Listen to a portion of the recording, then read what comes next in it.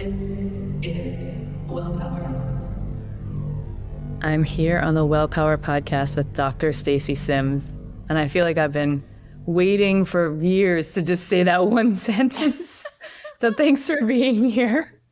No problem, Kristin. I'm looking forward to our conversation today. Yeah, absolutely. There's so many women that I refer to in the blog write-ups I do and social from time to time that do already understand your prolific work in the world of women's health optimization, athleticism, and aging across all the hormone profiles. And I really want to give everyone else the opportunity to kind of get to know you. And yeah, you do so many things. And so it's sort of like if you're at a party having a mocktail and someone just rolls up on you and says, "Hey, I heard your name's Stacy. What do you do?" What do you tell them? Oh, I have that when I encounter a lot of the soccer moms and stuff. I'm like, I'm a research scientist in women's health. And people are like, oh, that's cool. What about it? I'm like, well, exercise and nutrition. So I try to look at exercise as a stress and nutrition to help support it, to keep women healthy and reaching their potential, whatever that might be. And then that usually ends the conversation because it's either too much for them to handle or they're like, okay, I get it. Beautiful. Yeah. And you've been working sort of through Stanford and the Women's Health Initiative and with amazing Women Are Not Small Men programs online for years and years and years, and are just such a top level expert. It's beyond that. I think it's like such a leader and a champion for women's health. I think about my friend, Dr. Keeler Osterhoff, who also is like just in the charge of shape-shifting what has been said and laid into with females. Mm-hmm. And I just want to get an understanding of is there a moment in your early life that you were just like, hell yeah, this is the reason, this is the big why that I'm going to lean into this? I think it really has to do with how I grew up, because I have an older sister and it's just the two of us. And I grew up in a military household, and there was never, no, you can't do that because you're a girl. And so I never really thought about it until I got to when I was at university. And we were doing research studies, and being one of the only fit women in the metabolism labs, I would always volunteer to be the subject. And my results would get thrown out, and I'd look at people and go like, why are my results being thrown out? I don't understand this. Like, I didn't do anything wrong. I standardized everything the way I was supposed to, followed to the letter. Like, you know that my father's colonel in the Army, so I know how to follow rules. And then it just sort of came out along the way that, well, you know, women, their results are pretty arbitrary sometimes. We just don't include them. And I'm like, wait, no, that's not right. That's totally not right. Because if we look, like, I want to be able to be the best athlete that I can. And some of the things you're telling me to do just doesn't work for me. So really trying to dig in and understand. So I went on and I did overtraining and endurance female athletes for my master's degree, looking against the literature, and found a whole bunch of different things across the menstrual cycle. And I was like, did I do this wrong? And my supervisor's like, no, you didn't do it wrong. It could just be sex differences. So it's really just starting to dig in and understand, like, how can I optimize myself as an athlete? And then really going, oh, wait, it's a whole lot bigger than that. So from sports science research to biomedical research, because I've had a hand in both, and going, wait, we're looking at rat models that are male rats and trying to say this is what we need to do in female humans. So there's a whole lot of things that never really made sense. So I think the big why factor is that first turning point of saying, well, you know what, you're a girl, so we can't do this. I was like, no, that doesn't work. Yeah. Yeah. And so it's so, you know, it harkens me back to this story because I'm pushing like 12, maybe 15 years ago now, but I did an interview with the Under Armour team for this big VP role in women's apparel, you know, sports apparel. And I went in, and in the midst of it, they were like, you know, it was like John Smith was the head VP of women's apparel. And they were like, I'm like, hey, this is great. You're filling a new role that someone's leaving. Like, no, we're actually moving John into another thing because we just realized we can't just like shrink it and pink it anymore, which was like their interesting what they would say about, oh, that men's piece is really working. Let's shrink it and pink it and sell it to women. And I think that there's a parallel to the shit that's gone on in the health landscape, from women sort of being pushed out or banned from the research for a while for this big shift to change. And, you know, what do you think about the just like the misconceptions is so, you know, it's such a wide landscape, but misconceptions that a lot of women may still be holding on to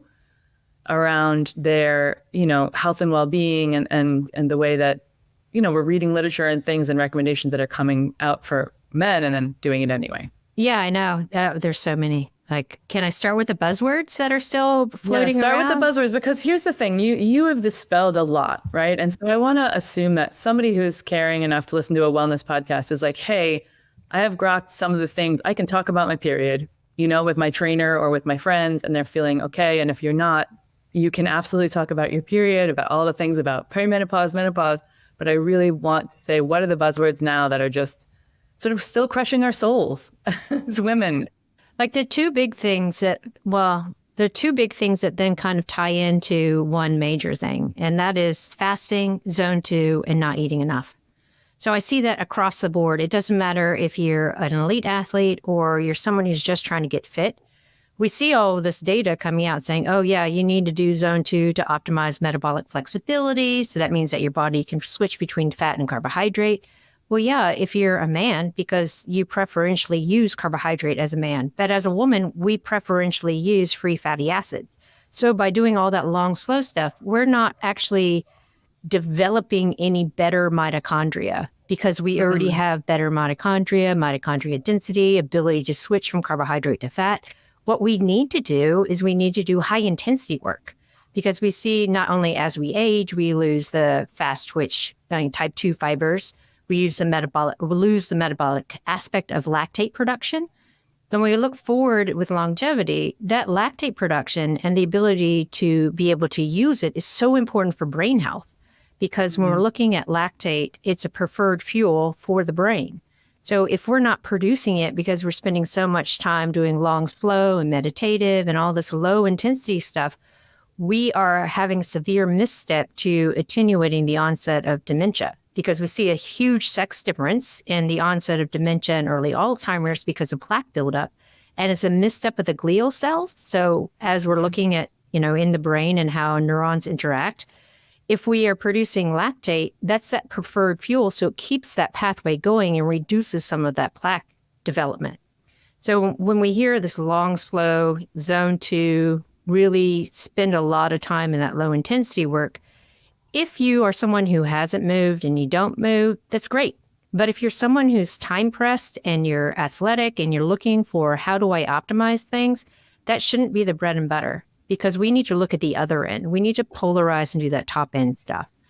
And so then that also comes back to fasting, because the whole idea behind fasting, long periods of time of fasting, or intermittent fasting, where you delay your food intake till noon, have a very short hour or 4-hour window or so.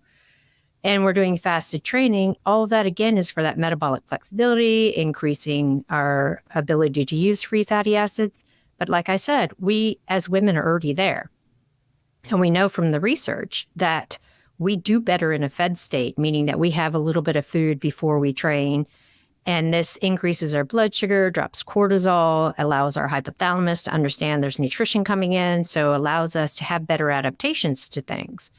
And when we're looking at why, we have 2 areas in the hypothalamus that's really sensitive to nutrient density for women, but only one for men. So if we're looking at the metabolic control, hormone control, in men, we have that one area, so it's not as sensitive to a reduction in carbohydrate and fasted training. But for women, because of those 2 areas, we have one that's really controlling the endocrine system. So we're looking at thyroid function, luteinizing hormone, estrogen, ovulation, all of those things. And the other is appetite hormones, because estrogen's tied to appetite hormones. And if we start really suppressing our ability to understand that we're hungry, which happens when you're doing a lot of fasting and fasted training, we have a dysregulation in our appetite hormones, which then leads forward to a dysregulation in our luteinizing hormone pulse. And those 2 areas start to really interact, and we see a downturn of everything in women. And it's really apparent in reproductive years, of course, but when we're getting into early perimenopause, we're already having such a flux in our ratios of estrogen progesterone. If we're doing long areas of fasted training or fasting, we see a significant increase in our symptomology of perimenopause. So it's like, okay, we hear the Hubermans, the Atias, all of those people saying zone 2, meditate. We want to, really cut back on that high intensity work, and we want to do fasted work. Yeah, that's because they're optimizing male health, and they're very self-involved with trying to biohack themselves as men, but they haven't looked at the literature on women. So we bring those two together, which brings us back to the undereating. And there's so many women who say, I'm doing all of the things and I'm eating 14 or 1,500 calories a day. I was like, you cannot expect to have any kind of improvement in your total body health if you're not fueling, because we come from that 1980s, 1990s, calories in, calories out. If you want to lose fat, then you better cut back the calories.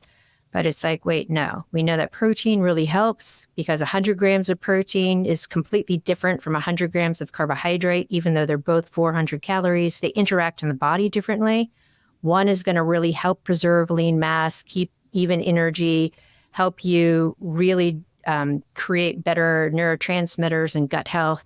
And the other, depending on what kind of carbohydrate it is either going to really help be beneficial for gut microbiome, or if, unfortunately, you're in the States and surrounded by ultra-processed foods and you're eating a lot of that, then it's going to have a negative impact.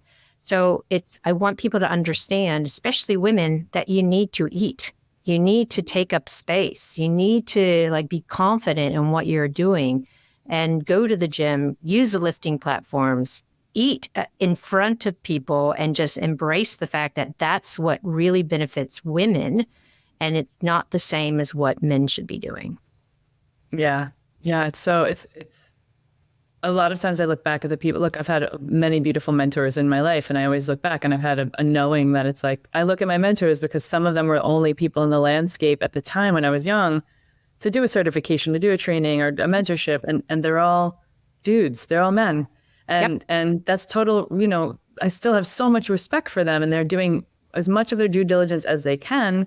But even in navigating things like I trained for a bit with Dan Garner, who works a lot of MMA athletes and all of this, and he's a really beautiful nutritionist and understands blood chemistry so acutely, and had some insight on women, and really where I started to feed the beast of my own training and then sharing with clients, like how am I going to cycle and train with my cycle to build more muscle and do all these things. And I think I did an interview with Lauren Colenso-Semple recently, who's Andy Galpin's a counterpart or friend, and does a lot of research on muscle. You know who she is, yeah.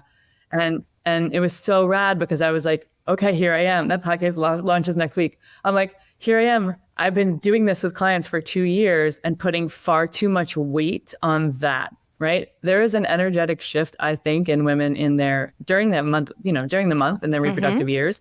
So the energetic shift sort of likened them getting into the gym and getting after it. And Lauren was very much like, hey, listen, I'm not saying it doesn't count.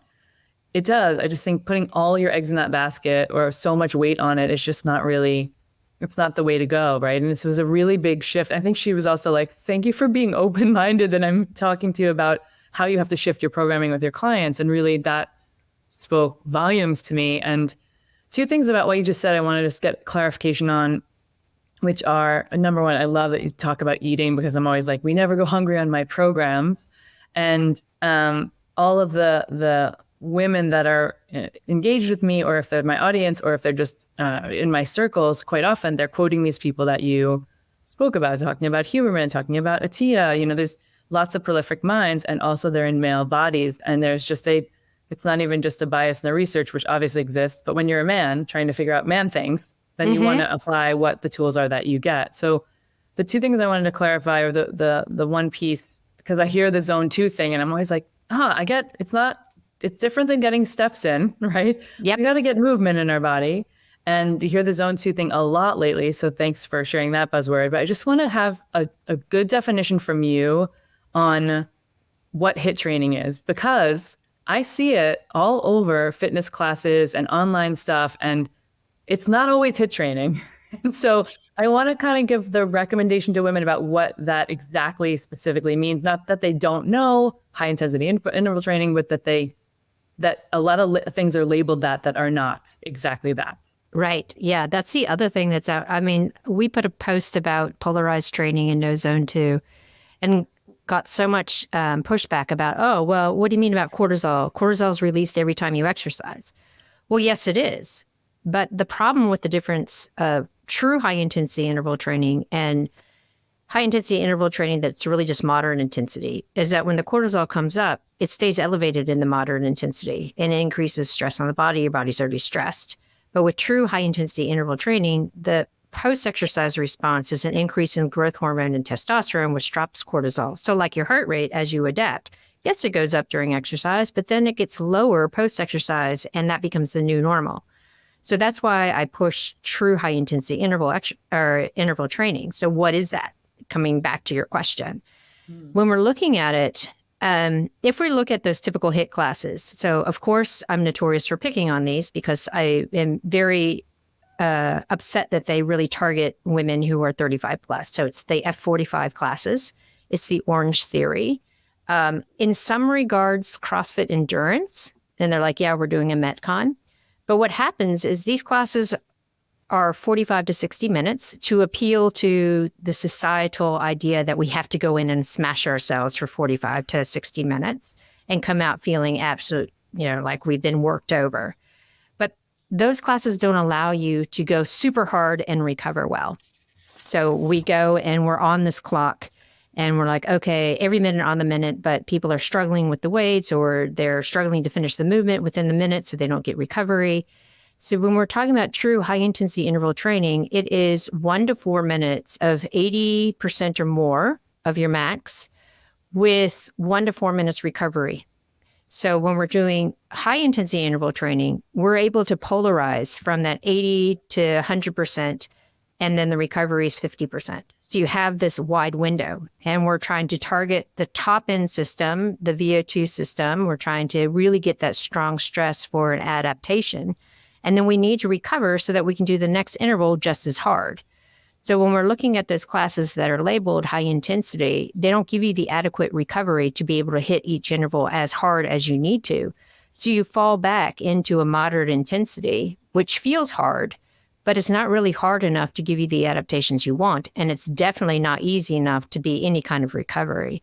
So again, women are always tired but wired. They go to these classes. They think that they're doing right by their body, but it just perpetuates the stress and it perpetuates the poor sleep and the body fat gain and the inflammation and the misstep within mitochondria. But if we're looking at that true high intensity work, you leave feeling really good, not smashed, but you have more of, the adrenaline high, so to speak, the runner's high. And it feeds forward to a greater parasympathetic response later, after like 5 hours later, which allows you to get into better sleep. And that parasympathetic response is in conjunction with that decrease in cortisol in your body going, okay, I know what that stress is. I can recover from it. And I know that I can do it again later. And then the other part of high intensity interval training is what we call sprint interval training. So this is coming out in the literature in the past about, 8 years as a better means, time-efficient means of getting metabolic control and cardiovascular health. And it is very short, sharp intervals of 30 seconds or less, and you're going as hard as you can, 100 to 110% or more of your max. So you're giving it all for each interval, but you have 2 to 3 minutes recovery between. So we're not talking about the Tabata stuff. We're talking about 30 seconds, usually 20 to 30 seconds, as hard as you can go, and then full recovery, because they're trying to get central nervous system recovery and that high intensity ATP CP recovery so that we can do each interval as hard as possible. It might take 10 minutes. And unfortunately, we're in this mindset that 10 minutes isn't enough. But if you look at the research in women and in men, we see that 10 minutes of true high intensity interval training gives you much more metabolic change and cardiovascular change than spending 45 minutes of moderate intensity. And that's the misconception, because people take these words and try to apply it to a gym-based class, and it just doesn't work. Yeah, it was beautiful. I mean, beyond soundbite beautiful of all of that to cover in quarantine, I was like the girl who was out in the streets doing sprints once or twice a week. And it's just like interesting, right? We find the ways that we can plug these things in. And a lot of times my clients will come to me, and because I don't say you have to do it as a run, right? Some people just have biomechanical preferences as well. Yeah. It can be on a bike. It just feels a little different to pace up to the sprint and might be a little bit longer, and you can do it on a rower. And for anyone who's listening, there's devices all over the place, some of which might even be in your home with clothes hanging on them. Take the clothes off and do these short sprints. It's so, I agree with you. It's just not spoken about enough. Or I think there's a miscalculation in women that are like, I had 40, sprinting might be too much for me, too dangerous for me. Do you see a lot of women that like kind of show up to you that I have 38-year-old women that call me to say, let's work. Everything is downhill from here. I just turned 38. I don't know what to do. And I'm like, who are you? Yeah, I know. Do you have women that are like showing up with that kind of energy? I have so many women who are like, well, I don't know if I can do this kind of training because, I'm 45 or I just turned 40 or I'm 47 or older.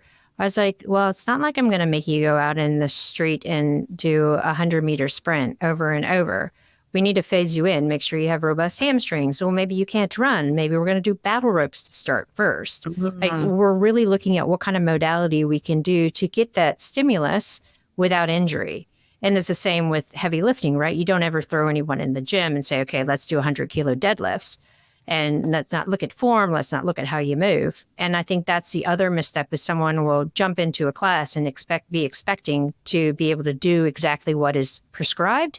And we're not looking at the training history. We're not looking at the environment they're coming from. We're not looking at the mental capacity or the confidence. And once we start unpacking that, then we get women to understand that age is just that old adage, age is just a number. But when we work in the modifications and start getting women stronger, they realize that, yeah, they can be 67 and out there doing sprint interval training and lifting heavy, but it's not something you just pick up. So we do have to really get women to understand there's going to be a phase in because this isn't just a training block. This is the kinds of things that we want to do for longevity. So as you're getting older, it's all relative, but it's still very possible for you to jump into this kind of high intensity work. Yeah. And if you're looking at, let's just, whether it's in reproductive years or working through and up and older into the menopausal years, if we're looking at fitness variance, just meaning like what you're doing over the course of the week, there used to be like the cardio of Los Angeles, where even I was like, there's sometimes I really love to get on a spin bike. And some days I'm just like, the day drove me crazy. And it's just joyful to be in a loud room with music blasting and someone telling me what to do, especially if I don't have to lead a class. It's joyful. But with the whole cardio, it is right. Yeah. But with there is still a thing. There's a moment in my, today I was like, I'm going to go for a spin class number 3 this week because I'm just feeling stressed and I missed the parking garage was closed and then it got navigated over. Then I'm like, well, what gym is around that's open and has some kind of a class? So I'm also resonating with what you talked about earlier because I'm sure you're the same way. If I go to a class, I love being around community. And also we need to give ourselves permission to say, okay, I'm not going to alternate with the running machine every single other one. I'm going to rest and know that the instructor might come over and say, are you okay? I always do down-regulated breathing at the end of my classes even when I'm a participant, of course, because that's what my practice is. And then people in the class are like, that girl over there, she's lying on the floor. Do you think she's okay? And we need to give ourselves permission to be bold, I think, as women in the recovery space, but also in these gyms like you spoke about. Yeah. And take pause when we need to take pause. But I think the question really is that in the fitness variance landscape, what's the variance? What do we feel like the best variance is over the week? Or do you still see so much cardio out there? Or how do we get women to be doing the right thing for maybe where they're at? And I don't know if that was 2 conversations in there between reproductive years and post, but let's talk about it. Yeah. I mean, part of it is our fitness industry is very gendered. You look across the board and you see all the marketing from the gyms and stuff. It's all gearing women to go to the cardio classes or the cardiovascular machines. And the men are all being pushed towards the lifting platforms. So we have to be aware of that kind of fight there itself. And then when we're looking at the cadence of a week, it's interesting when we're talking about like younger 20, 30-year-olds where they have more resilience just because they're younger and they can go class after class after class and they're like, yeah, this is great. I don't feel tired. And their bodies can handle it. So it's not as important to really polarize, right? So if you have a particular spin class or Orange Theory class that you love because all your friends go to, yeah, you can do that. We call it your soul food. This is the same as my endurance athletes are like, but I really miss going out on my 3 or 4 hour rides and my group rides. I'm like, yeah, okay, but just don't make it the bread and butter. So if we're looking at the cadence of the week, yeah, okay. So you treat those 1 or 2 classes that you love with your friends as a meeting where you don't miss it. You go, you have an agenda, right? So your agenda is socialize, do what you can do, go super hard on the hard parts, go easy on the easy parts. So you own that class and you own that agenda for that class. And then the other times you want to look and say, okay, what does my body need? My body needs strength training. What am I going to do? Okay, so you have a plan. Because a lot of people will just show up and like, oh, I don't know what I'm going to do. I don't have a plan. I'm just going to go in and do this. Or they have an app and they're following stuff in an app and they're like, yeah, I don't know. I don't feel like doing that exercise today. But you have to have a plan. As we get older and we get into like our 40s, and this is where it becomes really interesting because for looking from a career perspective, most women are hitting the upper part of their career stride in their 40s. They might have young kids or teenagers. They might have older parents. So they have a lot of stress around what they're doing. And they're starting to get into that perimenopausal state where we're having changes in our ratios of estrogen and progesterone, which then pushes us into a more tired but wired state and you can't sleep. So if you go to your physician, they're like, you're just doing too much. You probably shouldn't be doing any kind of high intensity work. Just back it down, go for a walk. There is a time and a place for using, and you're very adept in this, using mindfulness and breathing to really bring on that parasympathetic response. Yes, definitely we need to do that. But when we're looking at that high intensity work, like I said, if you are doing it properly and you're putting a precedence on doing 1 or 2 times a week, you get that parasympathetic response. You are able to get out of that tired but wired. And then you put the other, emphasis on strength training. So we start to gravitate more towards the strength training and the polarized training when we hit our 40s with the changes in hormones. But earlier in life, you can get away with a little bit more, I guess, of what's not optimal really for female physiology. But it's more about listening to you, following your cycle and going, okay, how do I feel today? What are the patterns within my own cycle? What are the patterns on my oral contraceptive pill or my IUD or whatever hormonal contraception you might be using? And you're finding your own patterns. So then you can say, yeah, I know that on day 7, I feel fantastic. So I'm going to go and I'm going to do a track workout, or I'm going to meet my friends and we're going to go do this really hard session. So you start to find that cadence within your life, which helps really build your own resilience and stamina and get better body composition. And we also see that that allows women to kind of relax. And so they're not always beating themselves up. Because once you understand your own rhythm and you see where you are across the cycle, then you start to understand that we aren't a linear algorithm. And we have these days where we feel really great and we can really emphasize that. And then we have other days where you just really need to be more internal and take time. And maybe that's the day where you want to go for a run or a hike by yourself with tunes instead of going out and really trying to be involved with a lot of people.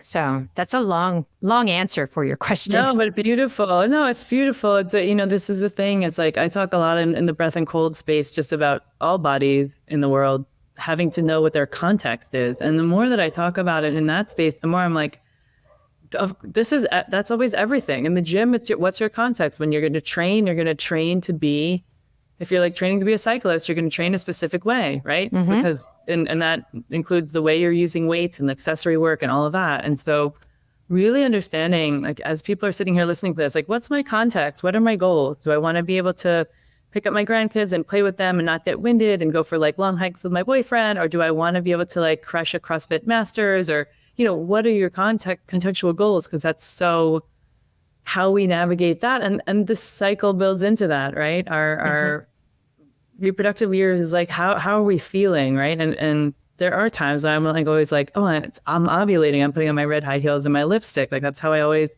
feel or felt, and that makes me want to go out and be like, I'm going to do 2 days this week that are like maybe even back to back. I'm going to eat a shit ton of carbs and I'm going to go do like crush 2 workouts because it feels good. And just speaking of this workout thing too, because I think the question always kind of arises about, well, where do I go to get these trainings? You have 2 different training programs that are launching soon, or have they launched? Oh, yeah, they've launched, because I would get all these questions. And I used to do one-on-ones, but I don't anymore because I have so much going on. And it's like, I want to do the high touch. So collaborating with people who are in the space, who understand the space, know how to touch women in the way that the marketing and the language and everything work. Because we do talk about language and we want to be empowering in our language. So Haley Happens Fitness, Haley Babcock is a good friend of mine. And she's like, we should do this. We should really put together stuff that you are talking about that's easily accessible. I'm like, yeah. But at the same time, Katrin Davidsdottir and Annie Torsdottir from the CrossFit world, I've known them for a while. And they, during lockdown, Annie's story is she trained her parents and nothing happened with her mom. Her mom didn't get fitter. She didn't get body composition change or anything, even though she was more on point with all the stuff that she was supposed to be doing. But her dad leaned up, got fit, even though he wasn't completely on point. She's like, what's going on? And then started going, oh, wait, my mom needs to be trained differently. So she's like, I'm going to start training people in my gym differently. And so that's how that part evolved. So we have the Empower app and program that is more designed for people who are very confident in their lifting, comes from the CrossFit background, understands Ollie lifts, has access to a gym and all those kinds of equipment aspects, like the lovely assault bike. And then we have other women who come more from the general gym background, who are like, I want to go to my gym. I want to have a plan. Or maybe I don't want to go to my gym. I'm set up at home and it's more time efficient for me to be at home. So then that's what Haley's program is. But they both do incorporate the heavy lifting and the phasing in and understanding the body, and peppered with true high intensity work.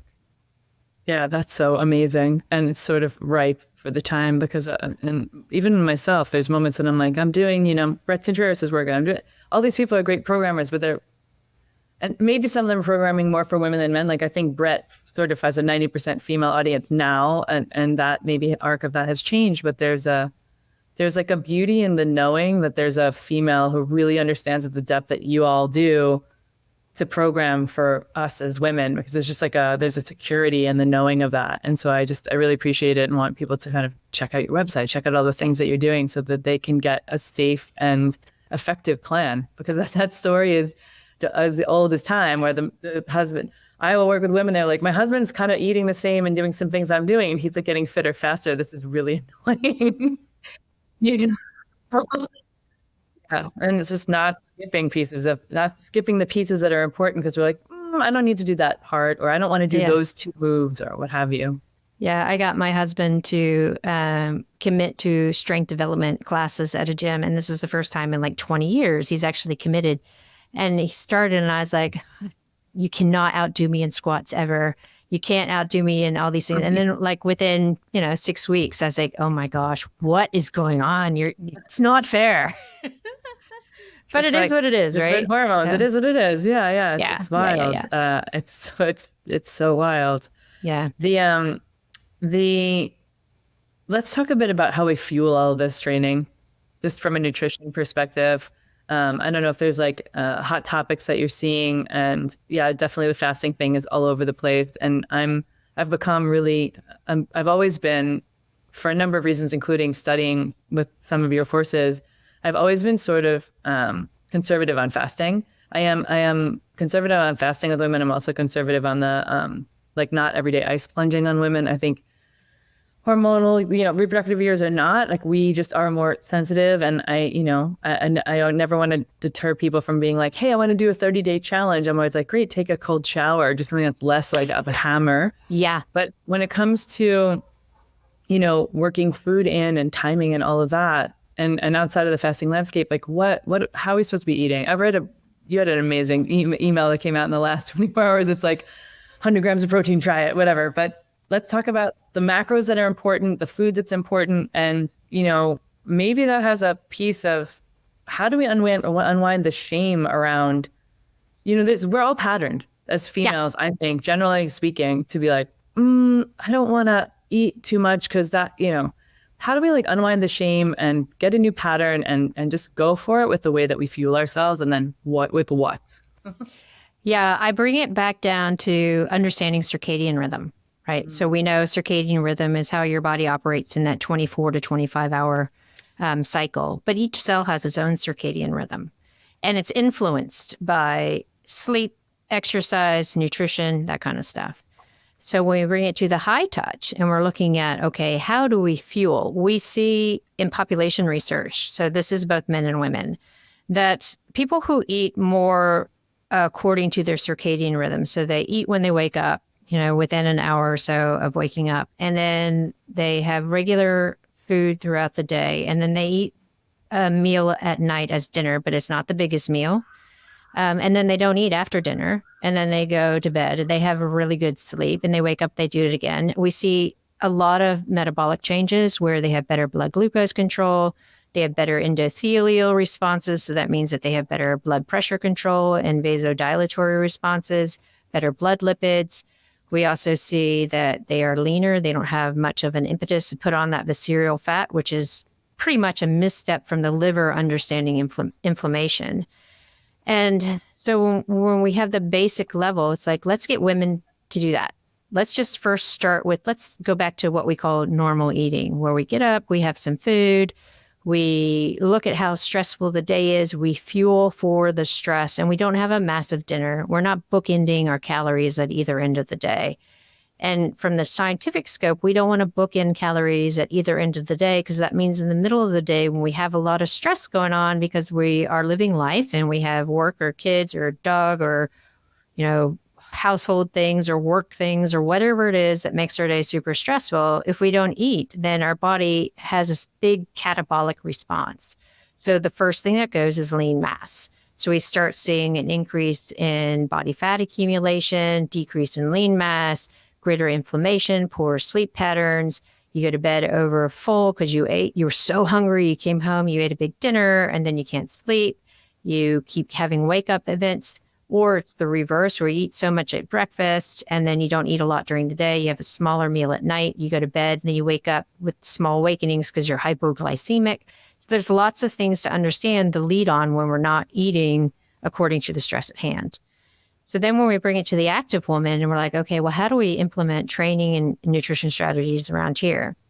We know that a higher intake of protein, for the most part, is beneficial across the board. We see it keeps our lean mass going, it keeps our metabolic rate going, it increases what we call our post-exercise oxygen consumption, or EPOC, so basically an elevation in your metabolism. And it leads forward to having a lot more myokines or exerkines released. So these are little feedback hormones that happen during exercise to tell our body we don't need visceral fat, to say we don't need extra body fat. So it's leading forward to improving lean mass conversations with the rest of the body. So if we get up at 5:30 or 6 in the morning to get to our workout by 6:30 or earlier, maybe a little later, no one's going to want to eat a big full meal 2 hours before they go. That's just impossible from a sleep standpoint, but also you don't want too much in your stomach before you go training. So I'm not saying you need to eat a full meal. I'm saying, okay, well, before you do something like go for a swim or maybe you go to the gym, what are you doing? Are you doing a cardiovascular based workout? Well, then, yeah, we need about 30 grams of protein and 10 to 15 grams, 30 grams of carbohydrate and 10 to 15 grams of protein before we go. So that could be some yogurt with some honey in it. It could be, a protein fortified coffee. It could be some protein water.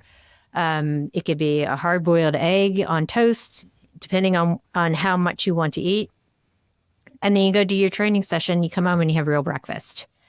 And your breakfast is normal. It could be overnight oats. It could be scrambled eggs. It could be a bowl of cereal with milk and some protein powder and yogurt, whatever it is. So as long as you're hitting that good macros of protein afterwards. And also shortly thereafter, right? You speak about that a lot because men is the differential in how long their bodies can go before they get that protein. And we need that mass first.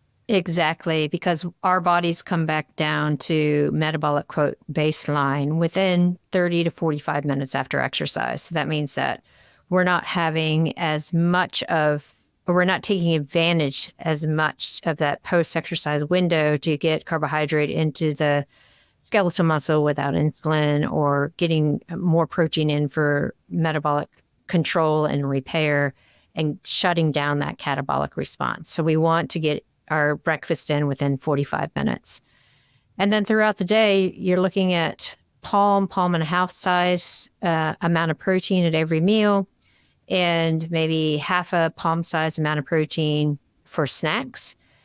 We're looking at the timing. The timing is really important in and around training. But as we know, especially from the article that just came out, the distribution so much of protein throughout the day isn't as important as hitting what you need in a day. So we see active women needing around 1 to 1.1 grams per pound of body weight.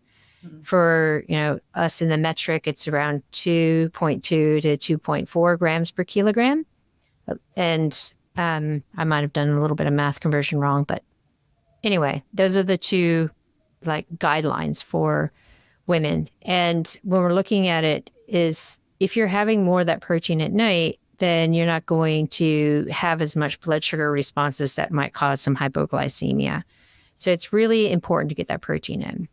So when we're looking at the other types of macros out there, fat, carbohydrate, you want to moderate your carbohydrate depending on what kind of training you're doing, but really reaching for colorful fruit and veg, the whole grains, those kinds of things to feed that deep gut microbiome, because we know how strongly those little gut bugs are connected to things like sex hormone control and sex hormone metabolism, how it's controlling our vitamin production, our BDNF, our brain neurotrophic factor production. So it's really important to take care of that deep gut microbiome. So if we give those 3 big rules where you're fueling in and around your training, good protein throughout the day, and good gut microbiome food, that's a good place to start for women.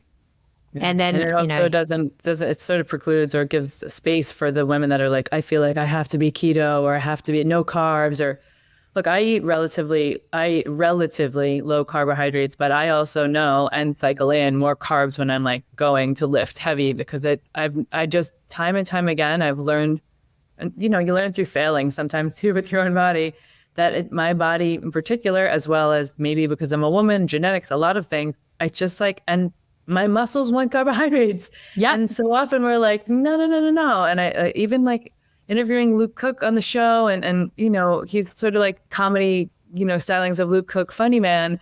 But he's like, I want to be clear. I just don't feel like you can, organize the body and physique that you want if you're just going to never go never go with carbs, and keto is another thing that gets toggled around a lot. I've definitely used it, with clients after a year or two of working with them where there's some metabolic, dysfunction that we just have to kind of, titrate it and dose it for a month or something until we can see what's going on.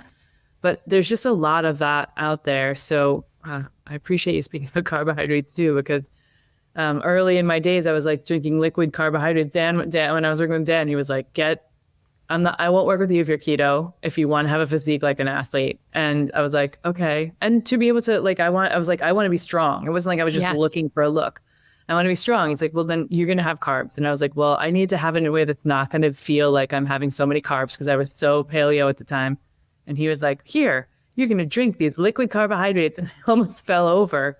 But you know what? I put those in my diet and my body responds like that. It's so interesting. And it's because I don't have, the background that you have, of course, I don't have the background. And it's it took me time to learn that process, right? Before I really started even coaching other women to go, okay, this is what really works. And there are other things that don't out there. And again, different people, different strokes, but it's just nice to hear us get, again, permission granted, women.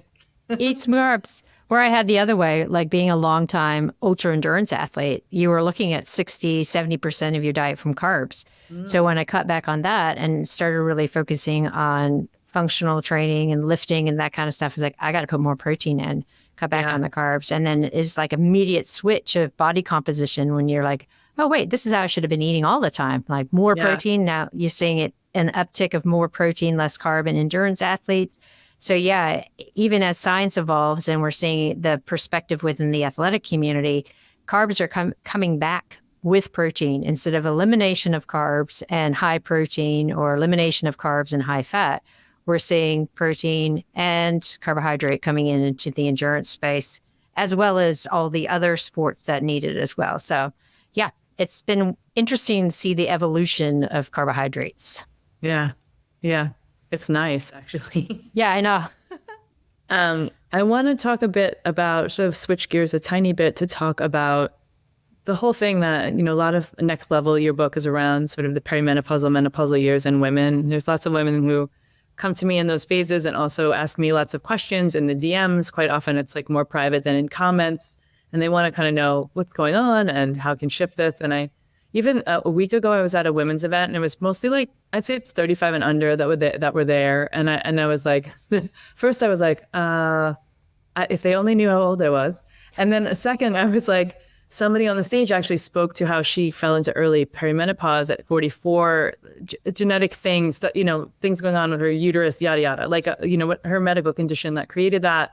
And you would have thought that someone was like shots fired into the audience. Women were like, oh, she said it. Well, yeah. And whether she said it or didn't say it, there was just like no one in the room who was like, and then one woman raised her hand and asked a question like, wait a minute, can that happen to me? And it's just interesting to,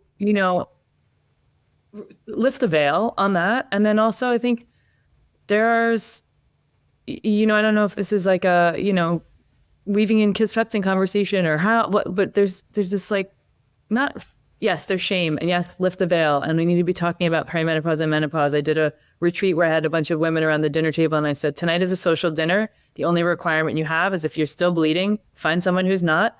And if you are not bleeding, find someone who is, and have a 5-minute conversation with each other on each side about what's going on with your cycle and how you feel and your hormones and all of that, because it just doesn't get spoken about. My mom's like, I think I had 2 hot flashes. I don't really remember, like no one ever told us. So I want to have a little conversation around the perimenopausal thing. I know it's a deep rabbit hole we could spend hours on, but just to give some guidance towards women that are wanting to figure this out, besides getting Next Level, which is your book, which has been out for a couple of years and also is a great resource. What to expect and how to navigate a little more sleeplessness, lack of blood sugar control. I'm losing muscle on my body, and how do I deal with my hot flushes, or I know. And people ask me, they're like, well, you wrote the book and you do all these things. Surely you're prepared. I'm like, actually, no, I don't think I was. I was like, wait a second, all these things are happening. Yeah, I mean, when we're talking about it and we're looking at perimenopause, the basic is we're having more and more anovulatory cycles. So we're not having progesterone. And that's the Cinderella hormone that people don't talk about. And we see progesterone is really important for so many things. I mean, it's tied to bone density, it's tied to blood sugar control, it's tied to brain function, vagal control, parasympathetic response, so many things. So when we start having more and more anovulatory cycles, we don't produce as much progesterone. Or, we don't actually have that much anyway when we don't produce the corpus luteum, which is how, the follicle of the egg, and that's where the progesterone comes from. So we start having a misstep in our estrogen progesterone ratios. And because we have estrogen progesterone receptors in almost every cell and system of the body's like, whoa, what's going on? So if we think about all of the conversations people have about puberty and their daughters going through all these changes and mood disorders and fluctuations and heavy menstrual bleeding and body composition changes, we're on the other end. So we start seeing people might have heavier periods, or they might have really irregular periods. They might end up with adult acne. They're having really poor sleep. Body composition is out the window. People are like, what is going on? I feel like I woke up overnight squishy. And it hits people at different ages. Like it could hit early 40s. It could hit late 40s. Some women are unfortunate enough to have premature ovarian failure in their mid-30s. But really, our sex hormones aren't just reproductive hormones. So when we start having these changes and people don't talk about it and they go to their physician's like, oh, you just need a serotonin reuptake inhibitor because you're poor sleep and anxious. We need to take a step back and go, okay, really? our body is like, I don't know what's going on. I've had this regular cycle of hormones for so many years. Now, all of a sudden, that cycle's not there. And we have to go, okay, well, we know there are different stresses that we can put on the body as a positive stress to create an adaptation that allows our body to keep thriving as these hormones are dropping. So this is where we look at that polarized training that you and I were talking about earlier, right? And we're trying to lift heavy and not do our hypertrophy 10 to 15 reps, because that is not the kind of stress our body needs at this point. We need to have a central nervous system response. So for lifting heavy loads, then we're having this central nervous system say, we need to be able to recruit more muscle fibers at a faster rate and develop more muscle, instead of estrogen going, oh yeah, okay, we need to develop some more muscle fibers here. We need to have a fast, strong contraction. So this is where the whole lifting heavy comes into play, where if we're doing it right, then we are going to develop power and speed and maintain our lean mass. We become more anabolically resistant to protein and resistance training as we get older. So we really have to back it up with good hits of protein in order to get the positive response of lean mass development and to create that myokine and extrakine response to decrease visceral fat. We also see there that estrogen is really good at reducing inflammation. So when we start to have a misstep in estrogen and the amount of estradiol that our bodies are used to, we have more systemic inflammation. So that feeds forward into all of our cells, where now it is saying, all right, we have so much inflammation, we can't actually use free fatty acids that well. But if we are doing polarized training and creating an adaptive response with high intensity work, then that goes away. And so we aren't having extra fat bound in the liver to be shot as visceral fat and stored. We're actually able to use it. So as we start to look at the intricacies of all the symptomology of body composition change, mood, anxiety, poor sleep, parasympathetic activation out the window, we have to look at those external stressors that we can put on the body to create this adaptive change that our hormones used to do. And like you said earlier, people don't talk about it. They're like, what is perimenopause? Why do I feel so awful? Why do I have such rage against my kid when they really haven't done anything? And it's like, well, those are all the hormone fluxes that are happening and the downturn of some of your receptors and your body's response to that. So as you become aware of these changes, then we can really start to dial in what kinds of external stressors we need to put on the body for you, your symptomology, and where you are in life. Yeah.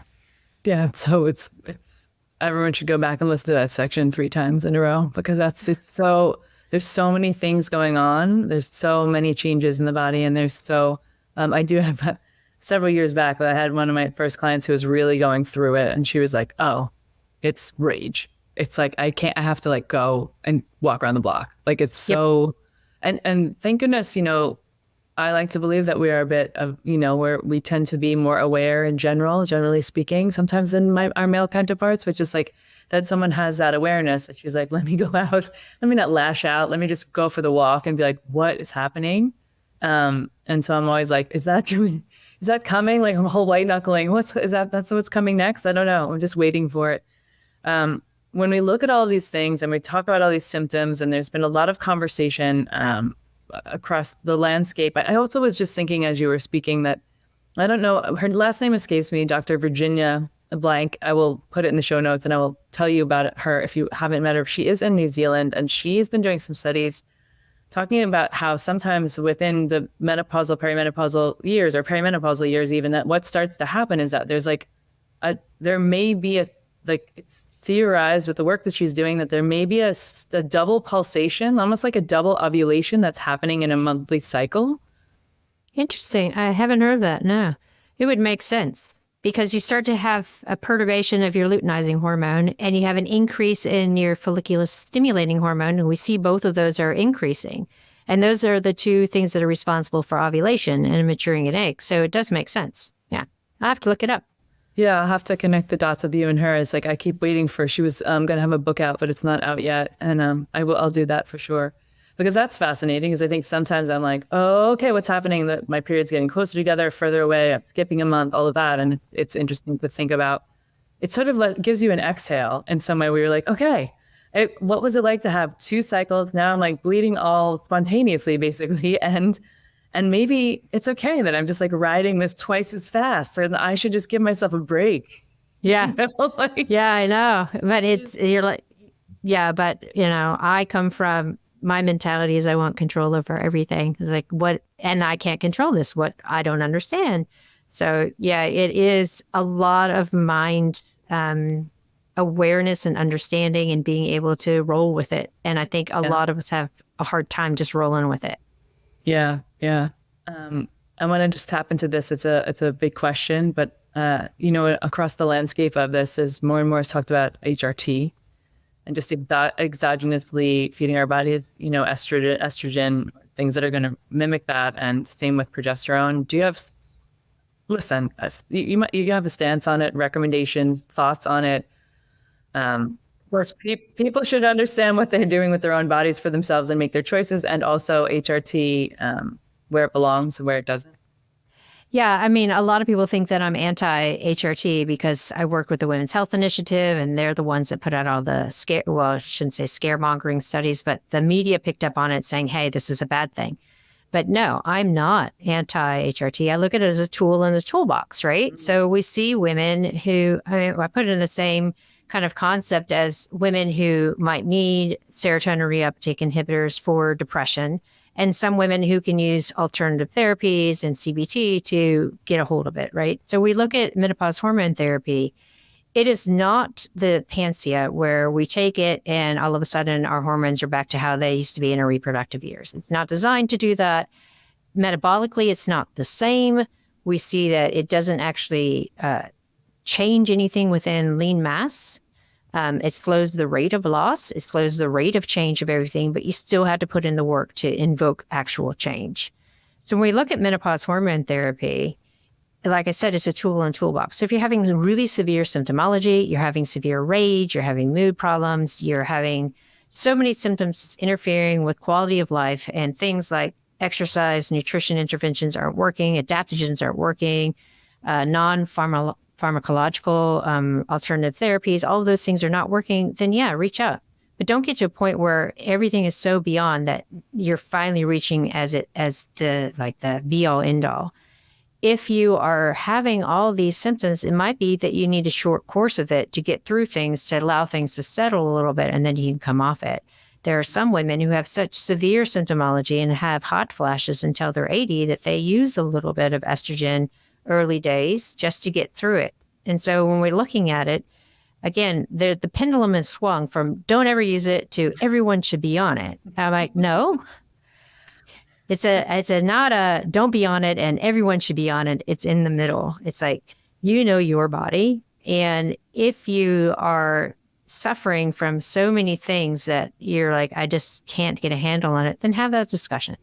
Have a discussion with someone who understands menopause hormone therapy, not your GP, because your GP doesn't have the background that is needed to understand that not everyone needs to start on a 50 microgram dose.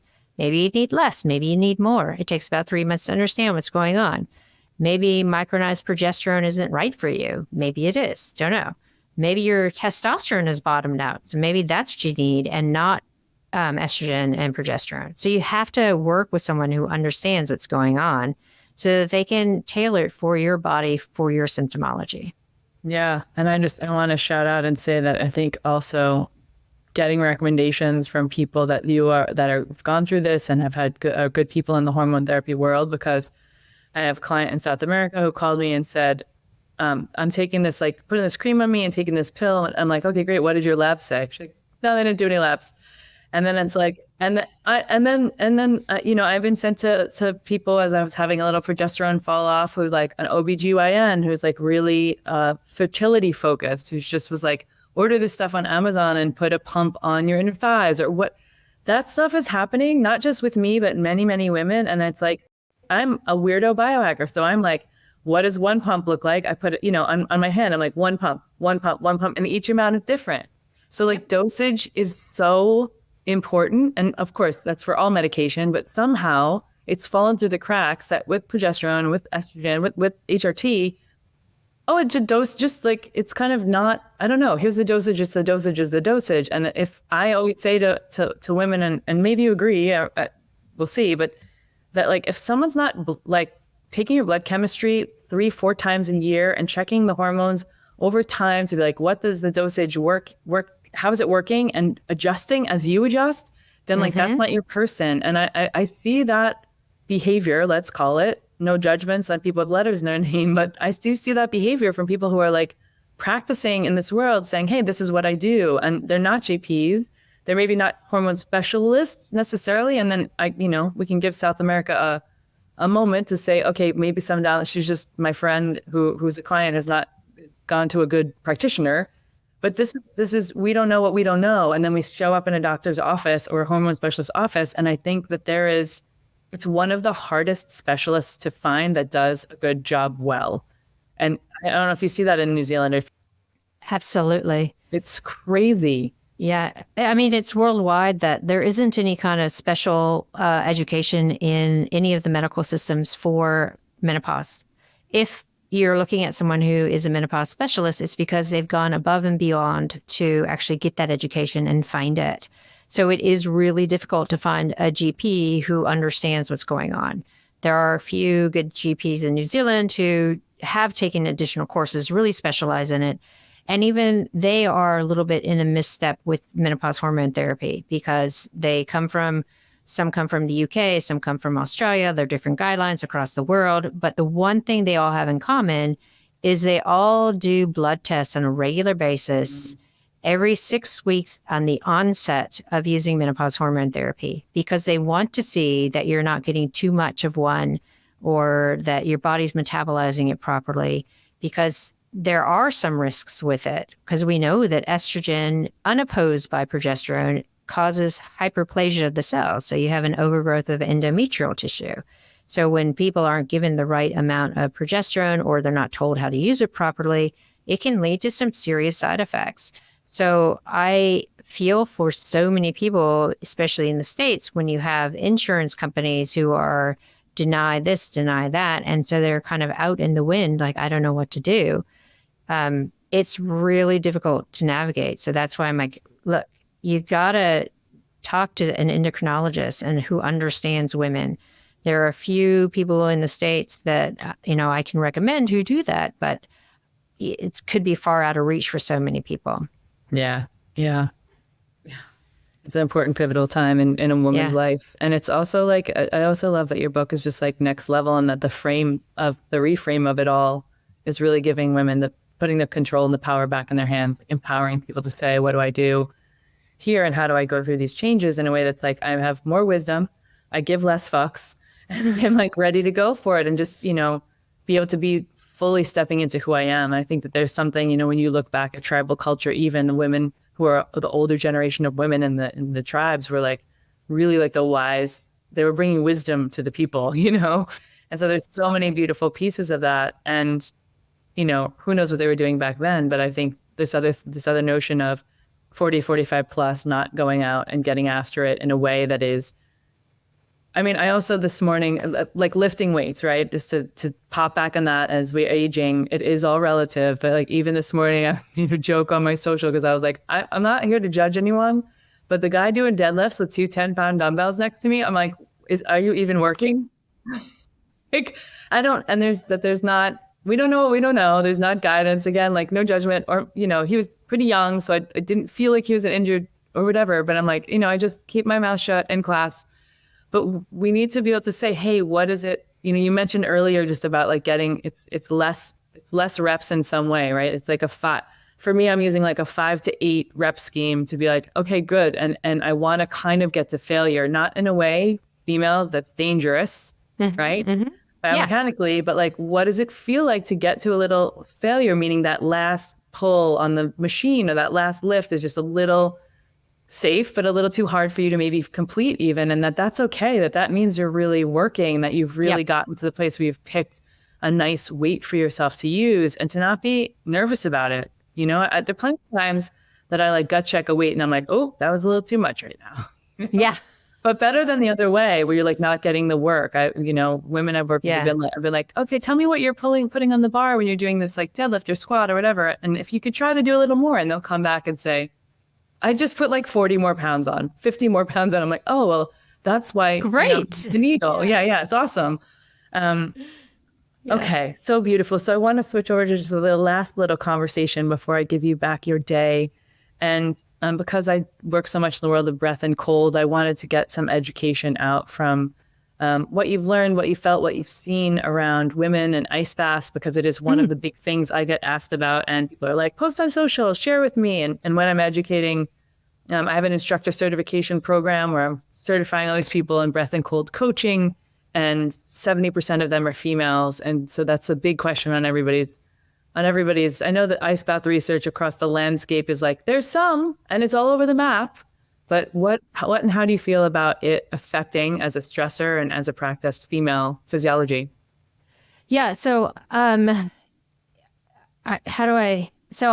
am an environmental exercise physiologist initially. So I look at hot, cold, altitude, that kind of stuff, and sex differences in there. I gravitate towards the heat more so than the cold because we see a lot of heat shock, protein uncoupling, and all the things that we see with heat. And everyone's a responder to heat, regardless of male or female. When we look at cold, there's some nuances within in the sexes. So when we have the initial ice response for women, yes, it is a significant environmental stress, but we find initially that ice is too cold to invoke a lot of the positive outcomes that we're looking for ice baths that we see in the research. So I use it specifically for my open water swimmers, for people who are doing cold water swimming, who might be doing Ironman or triathlon, and they have to get into a colder than what they are used to water to prevent that vagal response. Because for them, they don't want a parasympathetic response when they have to race, because all of a sudden they can't get their heart rate up. When we look at for health benefits, we find around 14 degrees C water, so that's around that 50 to 54 degree mark, is what invokes all the positive attributes of ice bath. So it's the cool water response. Women get in there, they're like, oh, it's cold. They bring it up to their necks so they're fully immersed. And we're seeing a constriction response initially, and then a dilation response. We're seeing the brain accumulating that neural response of this is a threat, but still being able to produce the dopamine and understand that, yeah, I can get through this.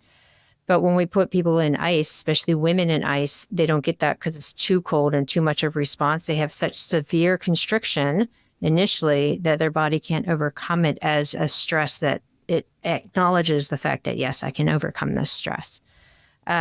So a lot of the stuff that we're doing over here, we're looking at endometriosis and cold water immersion. We're keeping the temperature around that 10 degree mark because we're finding that that is what really invokes an anti-inflammatory response and positive adaptation to reduce endometrial tissue development, the cell hyperplasia, the inflammatory responses, and the pain and severity that comes with endometriosis.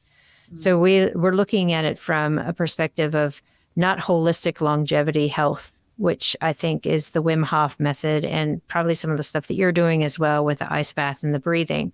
We're looking at what environmental stress from a cold standpoint is going to invoke the responses that we need to reduce things like endometriosis and heavy menstrual bleeding and issues that we have with menstrual dysfunction and pain.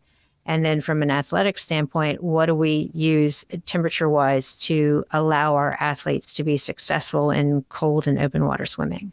Yeah, so awesome. So contextual. It's beautiful. It's like, yeah, so it's like what I'm hearing you say is that you're like utilizing that water so open water swimmers are not having mammalian dive response reflex, and then they're like swimming. And then also that, hey, ladies, maybe it's not so, I hate that word ladies, but hey, ladies, maybe it's not so crazy if you turn the, don't turn the temperature down so much if you have an ice bath, or just like, and sometimes you load the ice in the bath and it's like, well, it is what it is temperature wise. But, the other thing that I think, this is super helpful to also talk about temperature range. It's like women, you can bring the temperature up. Perhaps that's a bit more sustainable, and it's also more easily doable for most people. And then it feels like it's still a dose, but it's not so crazy. And you were talking about 10 degrees Celsius, which is just like, I think in that like 45, 48 range, something like that. A little bit 45 to 50 range. 10 is 50. Yeah. Awesome. Yeah. I love converting between Celsius and Fahrenheit. It's my favorite. Yeah. So like, yeah, playing in that 50-degree range. And it's like, great. If you're feeling great and you want to stay in an extra 30 seconds or whatever, awesome. This other thing is happening, where the daily ice plunge thing, again, I don't want to take away from any women if they want to do a challenge or something. And there's times in my life that I was like blood tested a bit and ended up doing 34 days straight of ice baths. But there were definitely days that there were definitely days that, this is going back 6.5 years ago, which is also interesting because people were like, what's wrong with you? And this is like this is a weirdo chick. No one was like, oh my God, I'm going to follow you. This is amazing. But I blood tested in 2 parts of that. And I got my period 9 days early, which to me, and that was a very common, I had a very regular cycle then. So I was like, oh, this is not okay. I kind of like committed to Instagram back then to do it. But also, it's like what I do now so much. So I wanted to make sure that sometimes we experiment to failure to figure out some things that we may think in our end of one experience. But like not ice plunging every single day and crushing our souls. And I think you are seeing this as well, where we see it's a bit better now, but there's still people that are like super ventilating, over breathing, and then going hard like 10, 15 minutes in cold. And it's like, yeah, like I met a guy at the gym who was like, I just want to get to an hour. And I was like, hey, are you open to some feedback? Even as a man, like I try to educate people on this. At some point, you have like a turnover. You may have a mammalian dive reflex. You have, this bliss cascade, and you've settled in and surrendered in the cold. Hopefully, probably, plenty of people still white knuckling it. Yeah. But you have that surrender moment. Then like you got to the moment. So maybe you don't need to stay in all that time. And I understand like I can only advise so much against things like that, but I just think it's slightly crazy to stay in that long. It's taxing your system. It's like I always say, God love Joe Rogan. And also he would even admit that after 21 and a half minutes of doing an ice bath, because people pushed him after he only did 1 minute and called him all the names, that he was like, oh, okay, 21 and a half minutes, I'm going to do it live on Instagram. So everyone knows I'm not cheating. It's like, okay. And let's move on from that. Can we move on from that? And there is a proliferation of that from that like $20,000 ice bath dude energy, which by the way, I have a lot of dude energy. So it's no slight on people because it's like, again, I want to control the thing and do it all. But there's a beauty about, I think as women as well, there's a beauty about creating and understanding some subtleness, some subtlety or some softness in the way that we are dosing our stress. And like, could it just be like, could we add some play? Could we start with a little bit, more conservatively? And could we not crush our systems every single day in the water? So it's just good to hear you talk about these temperature ranges too, because I do talk a lot about sub 40 degrees. And also I've worked to that. So I'm always trying to remind the instructors and people that come to me to say, hey, you don't have to start with this like gnarly 38 degree thing. You can start with like a cold pool, or you can go into some wild swimming.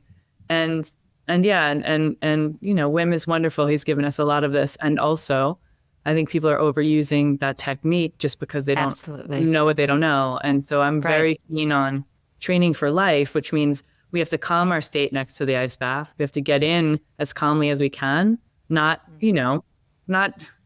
spiritually bypassing the whole thing and like, freezing and avoidantly,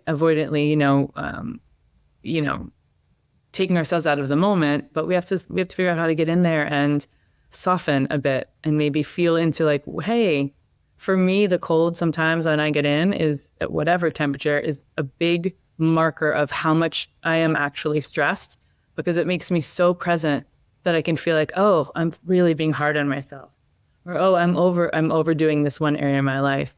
And so for me, it helps bring me into the present moment in such a beautiful way. But it's just nice to be able to remind females that it doesn't have to be ice cold like crazy.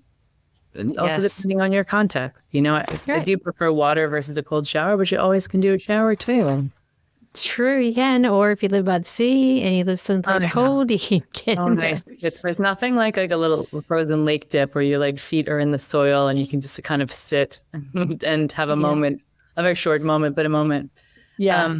so beautiful to have you on the show. I always kind of close out with this question, which is if you could pick up the phone and call your 16-year-old self and give her some advice on optimizing her wellness or her spirit or just how she could lean in. Maybe it's like a parallel to the advice you might give some listeners.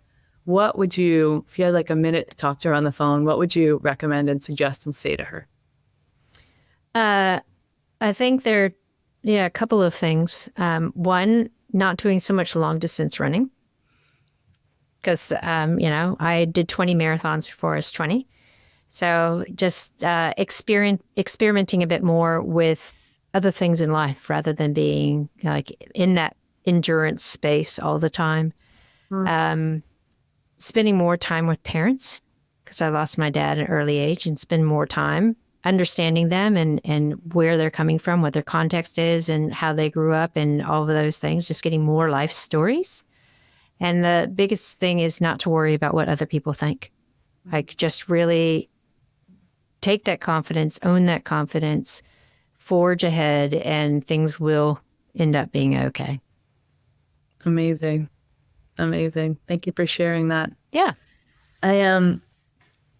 This is a double listener for people who are getting to the end of the podcast. Go back and listen to it all over again. Thank you so, so much, Dr. Stacy Sims, for being here with me, for sharing all this advice and conversation and knowledge, and just for all the fucking epic programs that you put out in the world. I'm sure that there's tons of women that always are telling you, thank you so much. This has been so helpful. But in my career, I've continued to look to you as a beacon.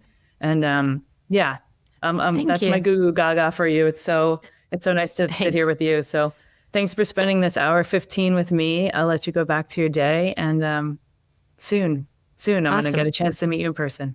Yes. Awesome. Thanks so much. Yeah, beautiful. Okay.